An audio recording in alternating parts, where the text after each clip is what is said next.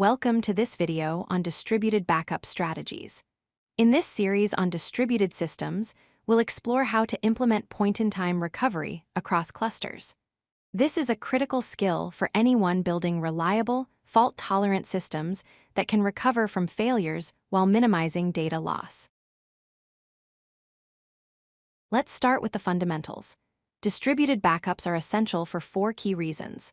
First, they prevent catastrophic data loss when a single node fails. Second, they enable rapid system recovery by restoring to specific moments in time, minimizing downtime. Third, they protect against geographic disasters by storing copies across different regions. And finally, they help you meet compliance requirements that mandate data retention and recovery capabilities.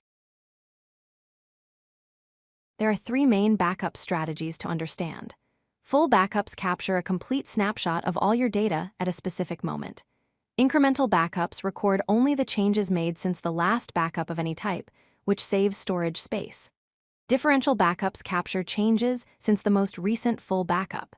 Each strategy has different trade-offs between storage efficiency and recovery speed. Point-in-time recovery, or PITR, is the ability to restore your data to any specific moment in time, not just to predefined backup snapshots. This is powerful because it lets you recover to the exact transaction timestamp, minimizing data loss to just seconds. You can investigate historical data states for auditing and recover faster from corruption events. PITR is what separates basic backup systems from enterprise-grade disaster recovery solutions. To implement PITR, you need 3 core components. First, a base backup that serves as your recovery starting point. Second, write-ahead logs, or WAL, which are transaction logs that record every data modification in sequence before it's applied to the database. Third, a log replay mechanism that applies those WAL entries in order to restore your system to the target timestamp. Together, these components enable precise, reliable recovery. In a distributed cluster, the architecture becomes more complex. You need a coordinator node that orchestrates backup timing and ensures all nodes participate synchronously.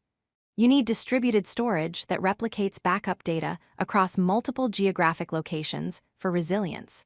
A consistency protocol ensures that all nodes have a globally consistent snapshot at the same logical point in time. And finally, you need backup agents running on each node that handle local backup execution and stream WAL data to your storage system. Implementing distributed backups introduces 3 major consistency challenges. Clock skew means different nodes may have slightly different timestamps, so you need synchronization mechanisms.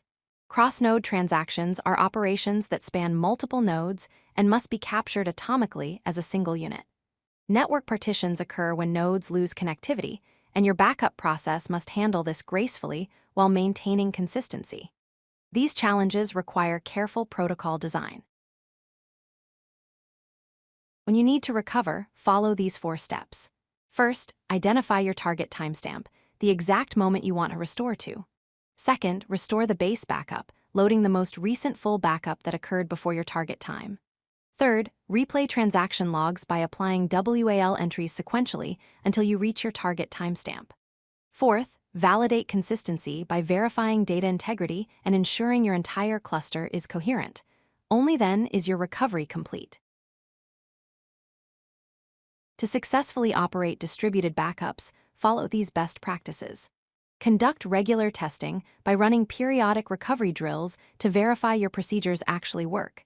Distribute your backups geographically across multiple regions to protect against regional disasters. Encrypt your backup data both at rest and in transit to maintain security. And implement automated monitoring to track backup health, completion status, and storage capacity in real time. These practices transform backups from a theoretical safety net into a robust disaster recovery system. If you like this video, hit that like button and don't forget to subscribe. Visit codelucky.com for more such useful content.